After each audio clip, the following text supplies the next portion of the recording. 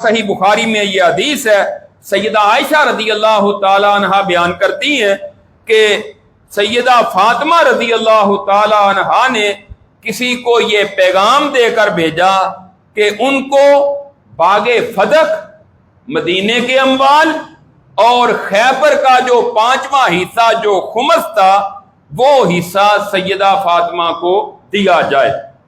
اب اس میں کچھ علماء نے کہا ہے کہ انہوں نے وراثت کا مطالبہ کیا تھا، کچھ کہتے ہیں کہ انہوں نے اس کی نگرانی کا مطالبہ کیا تھا۔ بہرحال انہوں نے مطالبہ کیا، یہ صحیح بخاری میں۔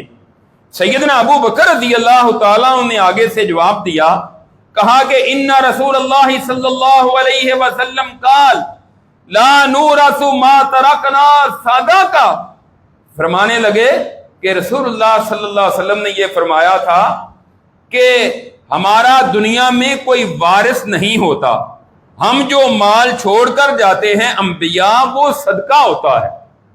یہ بات سمجھیں کہ دنیا میں کوئی بھی فوت ہو جائے تو اس کے مال کے وارث بنتے ہیں جو اس کے قریبی رشتہ دار، اس کی بیوی، اس کے بچے، اس کے والدین زندہ ہوں، یہ اس کے وارث بنتے ہیں۔ یہ نہ ہو تو پھر اس کے بعد جو رشتہ دار ہیں وارث بنتے ہیں۔ کسی جگہ بھائی وارث بن جاتا ہے، کسی جگہ چچا بھی جا کر وارث بن جاتا ہے جب اپنی اولاد نہ ہو۔ وہ وراثت کے مسائل تفصیل سے موجود ہیں، لیکن جب نبی فوت ہوتا ہے تو اس کے مال کا وارث نہ اس کی اولاد بنتی ہے، نہ اس کی بیویاں بنتی ہیں، اور نہ ہی کوئی اور رشتہ دار بنتا ہے۔